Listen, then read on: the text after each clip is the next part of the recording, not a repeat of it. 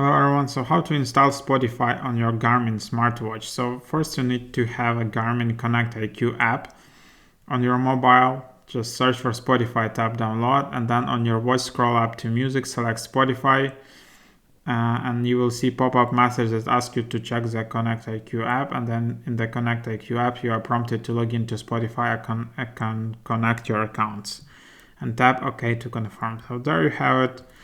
And then in order to play Spotify music on Garmin watches, you will need Spotify Premium. So only that will work. Spotify free account won't work because you can only play downloaded music and podcasts. You can't stream. So just open Spotify on your watch, tap your library, add music and podcasts, find recently played or whatever, and then tap to download. And there you have it.